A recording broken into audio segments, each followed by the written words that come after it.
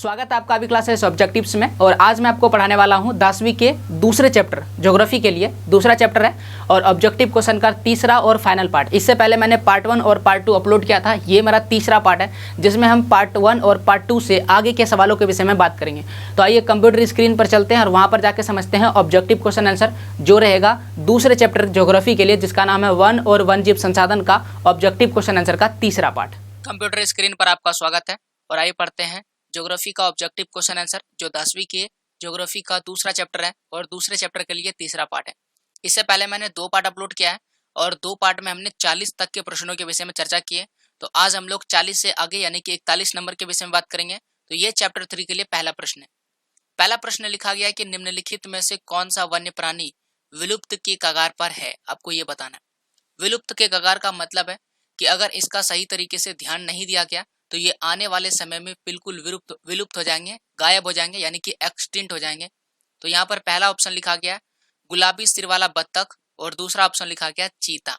2 option लिखा तीसरा मधुका इन सिग्निस और अगला इसमें एक और है हुबरडिया हेप्टान्यूएन। अगला ऑप्शन है जंगली चित्तीदार उल्लू और पहाड़ी कोयल। ओके, तो सबसे पहले मैं आपको ऑप्शंस को समझा देता हूं ताकि आप इसे बेहतर तरीके से समझ सके। सबसे पहले लिखा है गुलाबी सिर वाला बत्तख और दूसरे नंबर में लिखा गया चीता। बत्तख तो हम सभी पहचानते ही हैं, लेकिन इसमें बोला गया है एक ऐसा बत्तख जिसका जो सिर है वो गुलाबी रंग का है। और दूसरे नंबर पर चीता लिखा गया, दुनिया का सबसे तेज भागने वाला जानवर। आगे जो बी नंबर ऑप्शन लिखा हुआ है मधुका और दूसरा लिखा है हुबरडिया, ये दोनों ही पेड़ है, छोटे छोटे पेड़ और पौधे के नाम है। तो ये पौधे भी क्या है, विलुप्त होने के कगार पर ही है। ये बहुत ही कम मिलने लगे, इसकी संख्या पहले अधिक था। साथ ही साथ जंगल में पाए जाने वाला जो चित्तीदार उल्लू है और जो पहाड़ में रहने वाला कोयल है जिसे हम पहाड़ी कोयल कहते हैं, ये सभी भी विलुप्त होने के कगार पर है। और वर्तमान की अगर बात करें जिसमें मैं वीडियो बना रहा हूँ उसमें की स्थिति अगर देखा जाए तो भारत समेत दुनिया में कहीं भी गुलाबी सिर वाला बत्तख देखने को नहीं मिलता है। हालांकि ये विलुप्त होने के कगार पर शामिल था, लेकिन अब ये पूर्ण रूप से विलुप्त हो चुका है। और साथ ही साथ दुनिया में चीते की संख्या बहुत ही तेजी से घट रही है। भारत में अगर आप चीता की बात करें तो चीता आपको देखने को नहीं मिलेगा। भारत में एक भी चीता नहीं है। भारत में पूर्ण रूप से चीता जो है वो विलुप्त हो चुका है। अब इसका मतलब ये नहीं कि आपको चीता कहीं और देखने को नहीं मिलेगा। चीता अगर दूसरे देश में जाएगा तो आपको देखने को मिल जाएगा, अफ्रीकी देशों में चीता मिल जाएगा, लेकिन भारत में आपको चीता नहीं मिलेगा। इस आधार पर भारत में चीता जो है वो पूर्ण रूप से विलुप्त हो चुका है। ओके, तो यहाँ पर जितने भी जानवर लिखे गए हैं ए बी सी में, ये सभी क्या है, विलुप्त होने के कगार पर है। जिनमें से कुछ ऐसे जानवर है, कुछ ऐसे पक्षी है जो पूर्ण रूप से विलुप्त हो चुके हैं। इसलिए इस प्रश्न का सही जवाब उपयुक्त सभी हो जाएगा जो डी नंबर में लिखा गया है। अगला सवाल है निम्नलिखित में से कौन एक सुवेद जातियों का उदाहरण है। सबसे पहले मैं आपको बता देता हूँ कि सुवेद जातियां होता क्या है, पहले इसे समझिए। वे जातियां जो उसकी संख्या बहुत ही तेजी से घट रहा है और अगर इसी तरह से वो घटता रहा तो सुवेद से आ जाएगा संकटग्रस्त में। और एक बार से अगर सुवेद से संकटग्रस्त में आ गया तो उसको गायब होने में ज्यादा समय नहीं लगेगा, वो एक्सटिंक्ट हो जाएगा यानी कि विलुप्त हो जाएगा। ओके, आप इसे इस तरह से समझ सकते हैं कि मान लीजिए इस प्रश्न का जवाब को समझने के लिए हम लोग एग्जांपल लेते हैं सुअर का। ओके, इस सुअर का है, ये जो सुअर आपको दिख रहा है ये है अंडमान में पाए जाने वाला जंगली सुअर। ओके, इस सुअर की संख्या मान लेते हैं कि वर्तमान में कितना है, 2000 है, मान लेते हैं एग्जांपल के लिए। ओके, अब अगर इसकी संख्या क्या हो जाएगा, घट जाएगा, क्योंकि बहुत ही तेजी से इसकी संख्या घट रही है। अब अगर इसकी संख्या मान लीजिए कि केवल 150 बचता है तो क्या हम इसे बचा पाएंगे? नहीं बचा पाएंगे, क्योंकि जब 2000 था तब हम इसे बचा ही नहीं पाए। अब जब 150 बचेगा तो क्या हम इसे बचा पाएंगे? नहीं। यानी कि अब इसके लुप्त होने का खतरा बहुत ही ज्यादा बढ़ जाएगा। लुप्त होने का खतरा बहुत ही ज्यादा बढ़ जाएगा, बहुत ही तेजी से बढ़ जाएगा। और इसीलिए ऐसा माना जाता है कि जो जातियां सुवेद हो गया है उसे क्या करना पड़ेगा, उसको संरक्षण प्रदान करना पड़ेगा ताकि वो सुवेद से संकटग्रस्त में नहीं आए, क्योंकि एक बार जो संकटग्रस्त के श्रेणी में आ गया उसका लुप्त होने का खतरा बहुत ही तेजी से बढ़ जाता है। अब इस प्रश्न के लिए सही जवाब यही होगा कि अंडमान में रहने वाला जो जंगली सुअर है वो सुवेद श्रेणी में आता है। इसकी संख्या बहुत ही तेजी से घट रही है और अगर इसी तरह से घटता रहा तो वो संकटग्रस्त श्रेणी में आ जाएगा और एक बार संकटग्रस्त श्रेणी में आ गया तो उससे क्या, विलुप्त होने का खतरा बढ़ जाएगा। ओके, तो अगला सवाल पढ़ते हैं। अगला सवाल है कि निम्नलिखित में से कौन सा वन जो है वन सरकार के प्रबंधन क्षेत्र में शामिल नहीं है। ओके, देखिए यहाँ पर समझते हैं, सबसे पहले लिखा गया आरक्षित वन, दूसरा है आरक्षित वन और तीसरा लिखा गया अवर्गीकृत वन। वन के अलग अलग प्रकार है, पार्ट 2 में हम लोग देखे थे 3 प्रकार के वन है, आरक्षित, रक्षित और अवर्गीकृत। ये तीनों ही सरकार के क्षेत्र में आता है, यानी कि इन सब की निगरानी सरकार करती है, सरकार के प्रबंधन क्षेत्र में आता है। लेकिन यहाँ पर जो डी नंबर ऑप्शन लिखा गया भैरो देव डाकव सेंचुरी, भैरो देव डाकव सेंचुरी, ये जो क्षेत्र है वो सरकार के प्रबंधन क्षेत्र में नहीं आता है। अब क्यों नहीं आता है? देखिए भैरो देव डाकव सेंचुरी राजस्थान के अलवर जिले में है और यहाँ पर रहने वाले लोगों ने खुद ही इसे सेंचुरी घोषित कर दिया, क्योंकि यहाँ पर वनस्पति और जानवरों की संख्या बहुत ही तेजी से घट रहा था। लगभग 1200 हेक्टेयर का जो भूमि है, जिसमें बहुत क्षेत्र में वन फैला हुआ, तो वन भूमि हम कह सकते हैं। तो इस वन भूमि को क्या बोला कि अब हम इसे सेंचुरी घोषित करते हैं, यानी कि हम इसका संरक्षण करेंगे और इसमें कोई भी सरकारी हस्तक्षेप नहीं होगा। यहाँ पर गांव वालों खुद, यहाँ पर लगभग 5 गांव के लोगों ने मिल करके यहाँ पर नियम और कानून बनाए हैं और जो इन नियम और कानून को तोड़ते हैं उन्हें अलग से सजा दी जाती है। तो ये सरकार ने नहीं किया बल्कि गांव वालों ने मिलकर के किया है और इसीलिए ये क्या सरकारी प्रबंध के नियंत्रण में शामिल नहीं होगा। इसलिए इस प्रश्न का सही जवाब हो जाएगा भैरो देव डाकव, डाकव सेंचुरी एक साथ होगा। ओके, अगला सवाल पढ़ते हैं। अगला सवाल है कि निम्नलिखित में से, यहाँ पर जितने भी लिखे गए उनमें से कौन सा जंतु स्थानिक जातियों के उदाहरण में शामिल है। सबसे पहले मैं आपको स्थानिक जातियों के विषय में बता देता हूँ। स्थानिक जातियां वे जातियां होती है जो केवल एक ही स्थान में देखने को मिलता है, वो आपको दूसरे स्थान में देखने को नहीं मिलेगा। ऐसे जानवरों को हम स्थानिक जानवर कहते हैं। तो यहाँ पर इस प्रश्न का सही जवाब निकोबारी कबूतर है। निकोबारी कबूतर आपको केवल निकोबार में ही देखने को मिलेगा, पूरी दुनिया में आपको कहीं भी देखने को नहीं मिलेगा। ओके, जैसे कि अगर नीली भैड़ की बात करूं तो नीली भैड़ 1-2 जगह में देखने को मिल जाएगा। हॉर्नबिल की अगर बात करें या एशियाई चीता की बात करें तो ये आपको भले ही सब जगह देखने को नहीं मिलेगा, लेकिन ये केवल एक ही जगह पर नहीं है, बहुत सारे जगह पर देखने को मिलेगा। लेकिन अंडमानी निकोबार में जो मौजूद कबूतर है वो स्थानीय कबूतर है, वो केवल आपको अंडमान में ही देखने को मिलेगा। इसलिए इस प्रश्न का सही जवाब ए नंबर हो जाएगा। मैं आपको एक यहाँ पर पिक्चर दिखाता हूँ ताकि आप इसे बेहतर तरीके से समझ सकें। तो एक और ये जो आपको दिख रहा है व्हाइट कलर में, ये है सामान्य कबूतर, जो हम लोग देखते हैं सामान्य कबूतर। अब इसके बगल में जो आपको दिख रहा है ये है निकोबारी कबूतर। अब आप देख सकते हैं कि निकोबार में रहने वाला कबूतर किस तरह का दिखता है। ऐसा कबूतर आपको कहीं भी नहीं मिलेगा।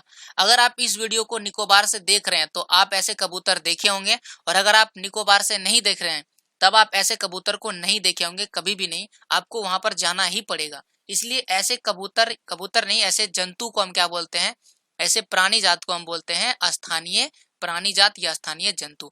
कुछ ऐसे पेड़ पौधे भी हैं जो केवल एक ही स्थान में देखने को मिलता है, उसे भी हम स्थानीय वनस्पति जात कहते हैं। ओके, तो अगला सवाल पढ़ते हैं।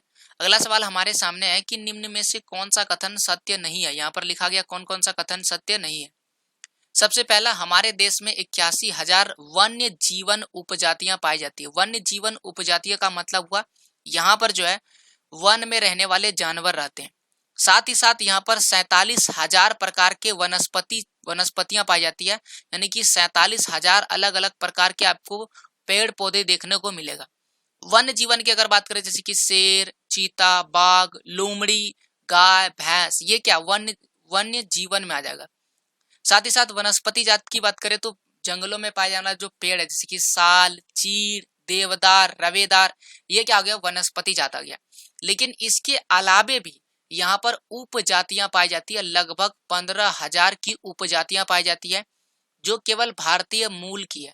अब ये उपजातियां क्या होती है और भारतीय मूल की क्या है, ये समझिए। देखिए, ये उपजातियों का मतलब हुआ एक ही जो जानवर है उसके ही अलग अलग रूप को हम क्या बोलते हैं, उपजातियां कहते हैं। पार्ट 2 मैंने आपको बताया था कि बाघ के अलग अलग उपजातियां कौन कौन से हैं। कुछ ऐसे बाघ है जो केवल आपको अफ्रीका में देखने मिलेगा, कुछ ऐसे बाघ है जो आपको बंगाल टाइगर, बंगाल के क्षेत्र में देखने को मिलेगा। तो ये क्या है, उनकी उपजातियां हैं। तो इस प्रकार से लगभग 15,000 ऐसी उपजातियां हैं जो केवल आपको भारत में ही मिलेगा, जिसे हम स्थानीय कहेंगे, दूसरे क्षेत्र में देखने को नहीं मिलेगा। तो इस तरह से यहाँ पर ये तीनों ही ऑप्शन सही लिखा गया। कथन क्या है, सत्य लिखा गया, लेकिन हमें वो कथन छांटना है जो सत्य नहीं है। तो यहाँ पर इस सवाल का सही जवाब होगा भारत में 1/3 भाग में जो है वन क्षेत्र है, ये गलत लिखा गया। भारत में 1/3 भाग से भी बहुत ही कम क्षेत्र में वन लगा हुआ है। भारत का वन क्षेत्र बहुत ही कम है। ओके, तो इस प्रश्न का सही जवाब डी नंबर हो जाएगा। अगला सवाल पढ़ते हैं। अगला सवाल है कि पश्चिम बंगाल का वह टाइगर रिजर्व जो डोलोमाइट खनन के चलते क्या हो गया है, गंभीर संकट में फंस चुका है। तो यहाँ पर लिखा हुआ है पश्चिम बंगाल। तो पश्चिम बंगाल में जो भी आपको टाइगर रिजर्व दिखता है तो वो आपको बताना है कि वो कौन सा है। सुंदरवन डेल्टा ये भी पश्चिम बंगाल में है, और बक्सा जो है ये भी कहाँ पर है, आपको यहाँ देख पश्चिम बंगाल में ही देखने को मिलेगा। बांधवगढ़ मध्य प्रदेश में है और मानस असम में। तो ये दोनों ऑप्शन तो पहले ही खत्म हो गया क्योंकि ये पश्चिम बंगाल में है ही नहीं। अब इन दोनों में से आपको बताना है कि कौन सा टाइगर रिजर्व है जो डोलोमाइट खनन के चलते ही क्या हो गया, बहुत ही गंभीर संकट में आ गया। अब मैं आपको डोलोमाइट बता देता हूँ। डोलोमाइट एक प्रकार का खनिज है जो पत्थर के रूप में प्रयोग किया जाता है। मुख्य रूप से जो है ना, इसको कंस्ट्रक्शंस में जो ईंटें बनाई जाती है, फैक्ट्री के लिए जो ईंटें बनाया जाता है उसमें प्रयोग किया जाता है इस डोलोमाइट का। अब खनन का क्या होता है, देखिए खनन में क्या होता है, धरती को कोड़ा जाता है। अब एक जगह पर मान लीजिए कि ढेर सारे पेड़ लगे हुए हैं और उसके नीचे अंदर ही डोलोमाइट है, तो क्या करेगा, इस पेड़ को काटते चला जाएगा और डोलोमाइट जो धरती के अंदर है उसे निकालता चला जाएगा। अब जंगल को चूंकि काटा जा रहा है तो यहाँ पर रहने वाले जो जानवर है उसके रहने का जगह खत्म हो जाएगा, क्योंकि जानवर जो है वो जंगलों में रहना ज्यादा पसंद करते हैं। तो इस प्रकार से जानवर खत्म हो जाएंगे तो उनको क्षति पहुंचेगा। तो इसीलिए ये जो बक्सा है, बक्सा टाइगर रिजर्व जो पश्चिम बंगाल में मौजूद है, यहाँ पर ही डोलोमाइट का खनन हो रहा है और इसी खनन के चलते यहाँ पर रहने वाले जो टाइगर है उसके लिए बहुत ज्यादा खतरा है। इसीलिए बक्सा टाइगर रिजर्व जो है वो डोलोमाइट खनन के कारण बहुत ही गंभीर संकट में फंस चुका है और यहाँ पर रहने वाले जानवरों को भी बहुत ज्यादा क्षति हो रहा है। आइए अगला सवाल पढ़ते हैं। अगला सवाल हमारे सामने है कि देश में कितने प्रतिशत वनस्पति जात जो है और स्तनधारियों के सम्मुख विलुप्त होने का संकट उपस्थित है। प्रतिशत में आपको बताना है कि कितने प्रतिशत ऐसे वनस्पति जात है जो पेड़ पौधे और स्तनधारी जानवर मतलब बच्चे को जन्म देने वाले और दूध पिलाने वाले जानवर को हम स्तनधारी प्राणी के रूप में जानते हैं। ओके, तो यहाँ पर लिखा हुआ स्तनधारियों के सम्मुख क्या है, विलुप्त होने का खतरा बहुत ज्यादा उत्पन्न हो रहा है। तो भारत की अगर बात करें, देश में लिखा गया तो भारत में ही चर्चा किया गया, तो भारत में 10% वनस्पति जात को खतरा है और 20% स्तनधारी जीव को जो है खतरा है कि वो आने वाले समय में विलुप्त हो सकते हैं, वो आपको देखने को नहीं मिलेगा। क्यों? क्योंकि इसका अंधाधुंध प्रयोग किया जा रहा है और इतना ज्यादा प्रयोग हो रहा है कि आने वाले समय में ये विलुप्त हो सकते हैं। अगला सवाल है कि संयुक्त वन प्रबंधन का प्रस्ताव पारित करने वाला भारत का पहला राज्य है। ओके, देखिए संयुक्त वन प्रबंधन में हम आपको बताए थे कि एक वन प्रबंधन की वह व्यवस्था जिसमें जो सरकारी विभाग है और जो स्थानीय लोग हैं वो दोनों मिल करके क्या करते हैं, जंगलों का रक्षा करते हैं, और इस व्यवस्था को हम संयुक्त वन प्रबंधन कहते हैं। और इसको पारित करने वाला सबसे पहला राज्य ओडिशा था। और कब पारित किया था? 1988 में। सबसे पहले उड़ीसा ने 1988 में पारित किया था। इसीलिए पार्ट 2 का जो वीडियो हम लोग पढ़े थे तो उसमें हम आपको बताए थे कि वन प्रबंधन का सबसे संयुक्त वन प्रबंधन की शुरुआत कब हुई थी, तो 1988 में, क्योंकि सबसे पहली बार उड़ीसा ने ही इसे लागू किया था। तो सी नंबर इस प्रश्न के लिए सही जवाब हो जाएगा। अगला प्रश्न पढ़ते हैं। अगला प्रश्न हमारे सामने है कि निम्नलिखित में से कौन सा वन जो है वन संरक्षण विधि में लोगों की सीधी भागीदारी नहीं होता है, आपको बताना है। ओके, संयुक्त वन प्रबंधन में देखिए, संयुक्त वन प्रबंधन में देखिए यहाँ पर लिखा सीधी भागीदारी नहीं होता है, जिसमें नहीं होता वो आपको बताना है। संयुक्त वन प्रबंधन में लोग भाग लेते हैं। इसमें जो व्यक्ति है, जो पुलिस है, पुलिस नहीं बोल सकते, यानी कि सरकारी विभाग वह दोनों मिल करके काम करते हैं। चिपको आंदोलन में आपको पता ही है कि चिपको आंदोलन में सुंदर बहुगुण के आगे लीडर में क्या किए थे, लोगों ने पेड़ को काटने से रोका था, लोग पेड़ से चिपक जाते थे। बीज बचाओ आंदोलन भी लोगों ने बीज बचाने के उद्देश्य से जो हाइब्रिड बीज है उसका प्रयोग ज्यादा बढ़ जाता, तो ओरिजिनल बीज हमारे पास खत्म हो जाता और उसके लिए ही बीज बचाओ आंदोलन का शुरुआत किया गया था। तो इस प्रकार से इन सब में देखते हैं कि लोगों की भागीदारी बहुत ही तेज होती है।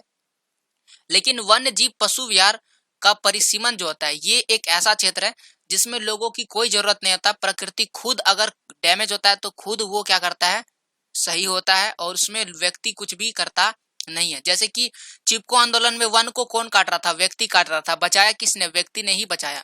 उसी प्रकार से संयुक्त वन प्रबंधन में इसको कौन संरक्षण प्रदान करता है, स्थानीय लोग और सरकार। बीज बचाओ आंदोलन में कौन लिया था भागीदारी? लोगों ने भागीदारी दी। लेकिन इसमें कोई भी व्यक्ति नहीं जाता, ये एकदम खुला क्षेत्र है। इसमें जानवर अपने आजादी से रहते हैं, स्वतंत्रता के साथ रहते हैं। इसमें नए नए पेड़ जन्म लेते हैं। जब वो कह सकते हैं अपनी अवस्था में पहुंच जाते हैं तो मर जाते हैं, फिर वो सूख जाते हैं, फिर नए पेड़ जन्म लेते हैं। इसी प्रकार से जानवरों के साथ भी होता है और ये सारी चीजें खुद ब खुद होता है, इसमें लोग नहीं जाते हैं, यानी कि लोगों की भागीदारी नहीं होती है। इसलिए इस प्रश्न का सही जवाब डी नंबर हो जाएगा। अगला सवाल है 50 नंबर है, ऐसी जातियां जिन्हें उनके आवासीय क्षेत्र में खोजने पर अनुपस्थित पाया गया उन्हें क्या कहते हैं? देखिए यहाँ पर लिखा गया कि वो सारे जानवर जिन्हें बहुत ढूंढा गया जहां पर वो रहते थे। जैसे कि शेर कहाँ रहता है? शेर रहता है गुफा में, तो उनको गुफा में ढूंढेंगे। तो इसी प्रकार से जो जानवर जहां पर रहता था उन्हें वहां पर खोजा गया, लेकिन वो अनुपस्थित था, अब्सेंट था, वो नहीं मिला, तो उन्हें हम क्या बोलते हैं? उन्हें हम लुप्त जातियां कहते हैं। यानी कि अब वो नहीं देखने को मिलेगा, अब वो दुनिया से क्या हो चुका है? विलुप्त हो चुका है। और ऐसे जानवर को लुप्त जानवर कहते हैं। लुप्त का मतलब इंग्लिश में एक्सटिंक्ट होता है। अगला सवाल पढ़ते हैं। अगला सवाल हमारे सामने है कि निम्न में से कौन सा सामान्य जाति का उदाहरण नहीं है? सामान्य जाति का मतलब क्या होता है? देखिए सामान्य का मतलब होगा कि वे जातियां जिसकी संख्या नॉर्मल है, अगर उसकी संख्या कम भी हो रहा है या बढ़ भी रहा है तो कोई फर्क पड़ने वाला नहीं है। जैसे कि गाय, भैंस, बैल, कुत्ता, ये सारे जानवर क्या है? सामान्य जातियों में आते हैं। लेकिन आपको यहाँ पर बताना है कि कौन सा ऐसा है जो सामान्य नहीं है, आपको ऐसा बताना है। देखिए सबसे पहले साल। साल बिल्कुल सामान्य है, ये एक पेड़ है। आप जानते हैं साल, सागवान ये पेड़ है। चीड़ भी क्या है? एक तरह का पेड़ का उदाहरण है।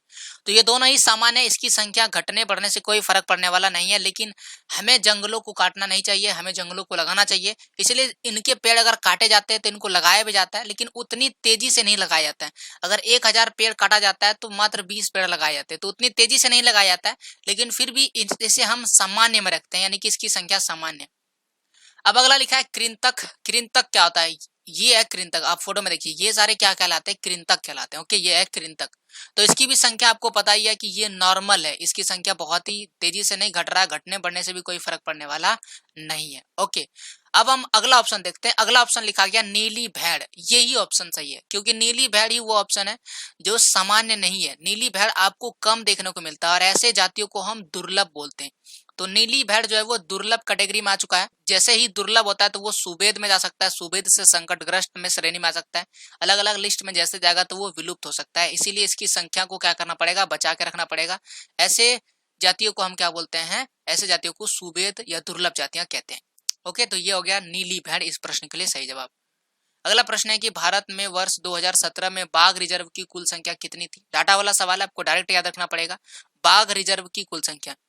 बाघ रिजर्व का मतलब होता है वह क्षेत्र जहां पर बाघों को संरक्षण प्रदान करने के लिए कुछ ऐसे क्षेत्र को रिजर्व घोषित किया गया, वहां पर जो है आप किसी भी प्रकार के शिकार वगैरह नहीं कर सकते हैं। यहाँ उसमें प्रवेश जो है ज्यादा क्षेत्र में वर्जित रहता है और बाकी दूसरे जो जानवरों को नहीं रखा जाता है ज्यादा क्षेत्र में, केवल बाघ से जुड़े हुए जानवर को ही रखा जाता है। तो ऐसे क्षेत्र को हम बाघ रिजर्व क्षेत्र कहते हैं। 2017 तक में भारत में इसकी संख्या कितनी है? 50 थी। तो 50 इस प्रश्न का सही जवाब हो जाएगा। अगर आप ये देखना चाहते हैं कि कौन कौन सा क्षेत्र कहाँ पर है तो यहाँ पर आप देख सकते हैं, ये है मैप और इसमें कुल जितने भी बाघ रिजर्व क्षेत्र दिख रहे हैं वो आपको दिख रहा है। ओके, तो टी जितना लिखा गया है वो क्या है? बाघ रिजर्व क्षेत्र है। ठीक है, बाघों की संख्या बाघ रिजर्व क्षेत्र के चलते, बाघ परियोजना के चलते भारत में बाघों की संख्या दिन प्रतिदिन बढ़ता जा रहा है। लेकिन कुछ ऐसे कह सकते हैं कारण है जिसके चलते बाघों की जो संख्या है वो कम होता जा रहा है। जैसे कि बाघों की नेचुरल डेथ की बात करें तो 55% है, लेकिन अवैध शिकार और एक्सीडेंट के चलते बहुत ज्यादा जानवर मर रहे हैं। लगभग यहाँ पर देख सकते हैं 38 यहाँ पर 4%। इन सभी चलते क्या हो रहा है? बाघों की संख्या बहुत ही तेजी से घट रही है। तो इस तरह से हम देखते हैं कि बाघों की संख्या जो है हर साल बढ़ती भी है और घटती भी है। इस मैप में आप अपने राज्य के जरूर देख लीजिएगा, आप जिस भी राज्य से, जैसे कि फॉर एग्जांपल के लिए मैं झारखंड से आया हूँ तो झारखंड में देख सकते हैं ये एक टाइगर रिजर्व क्षेत्र जो पलामू में है। तो ये हो गया पलामू बाघ रिजर्व क्षेत्र। उसी प्रकार से अगर आप उत्तर प्रदेश में रहते हैं तो अपने क्षेत्र का जरूर देखिएगा। अगर आप उत्तराखंड में रहते हैं या फिर आप बिहार में रहते हैं तो इन क्षेत्रों में अपने हिसाब से अपना जो बाघ क्षेत्र है, बाघ रिजर्व क्षेत्र है, उसे एक बार आप जरूर देखिएगा। आइए आगे बढ़ते हैं।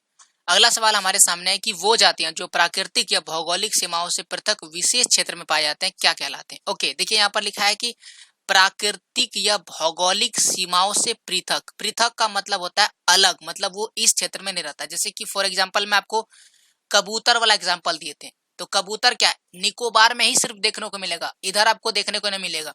तो ऐसे जानवरों को हम बोलते हैं स्थानिक जातियां। स्थानिक जातियां मतलब होता है केवल एक ही स्थान में मिलने वाले जातियां।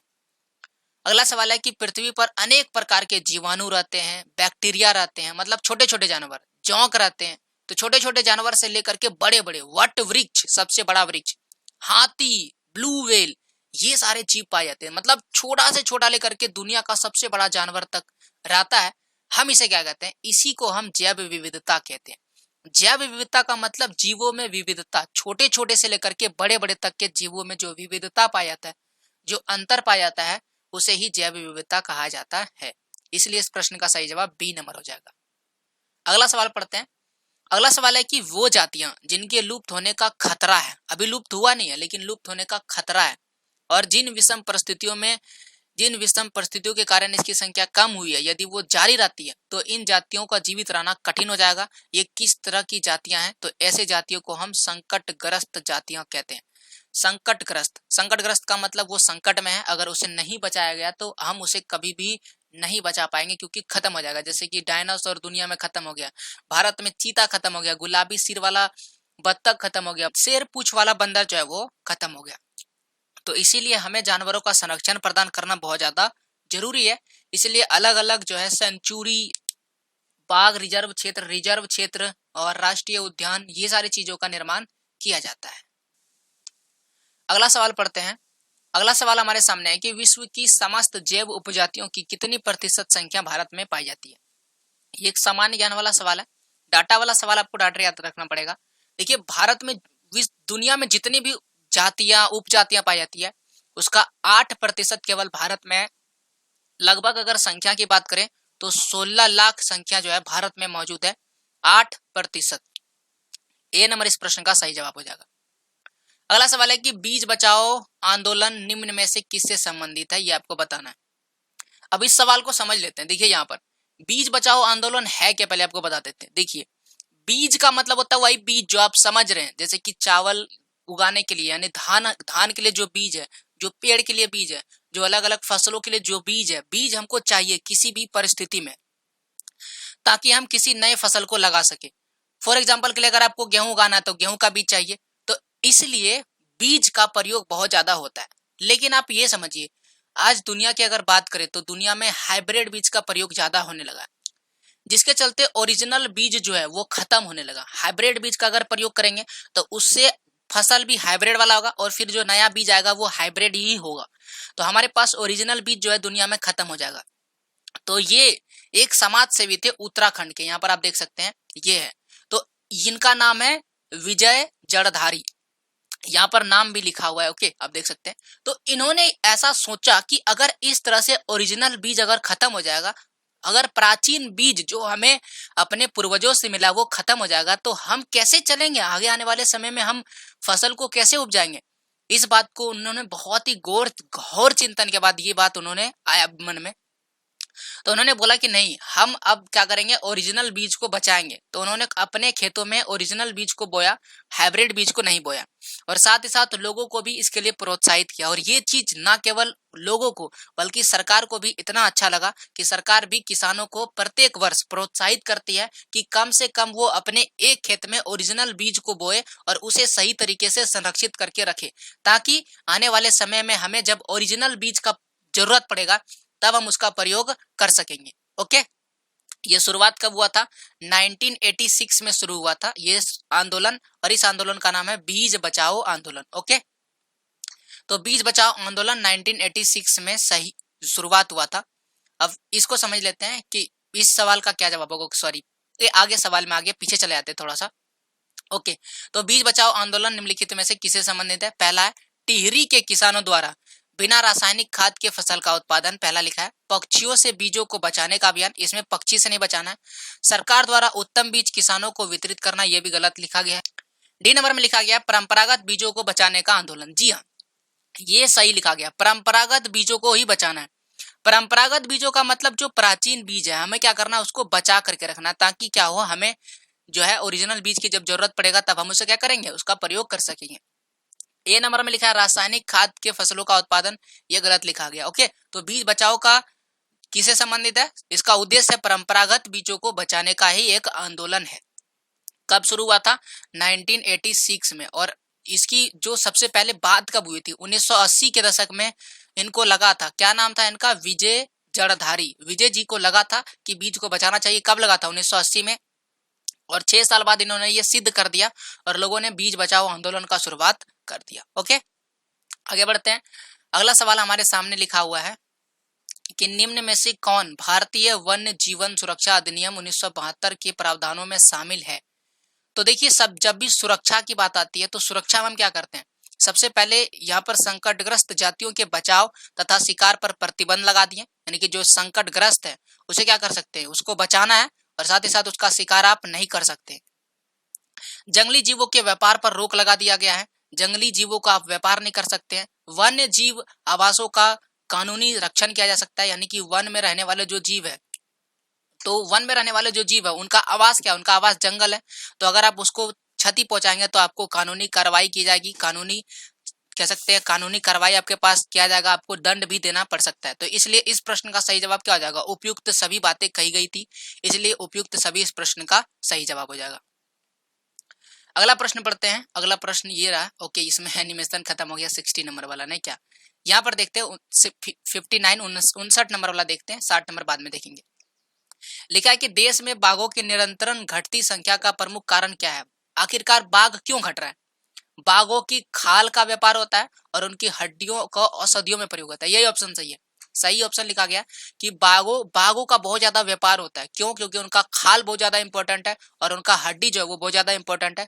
तो इस खाल और हड्डियों के व्यापार के लिए, जो अवैध व्यापार है, उसके चलते इसकी संख्या घट रही है, क्योंकि इसका प्रयोग औषधि बनाने में किया जाता है।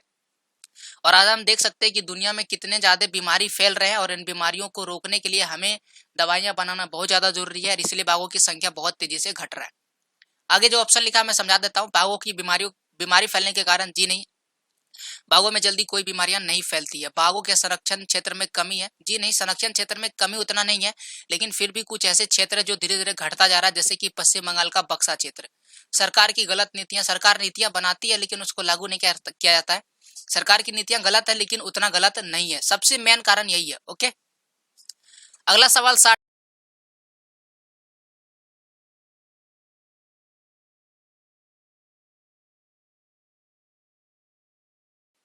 ओके, तो यहाँ पर ही अपना जो वीडियो है वो समाप्त होता है। उम्मीद करते हैं आपको सारे प्रश्न बेहतर समझ में आएंगे।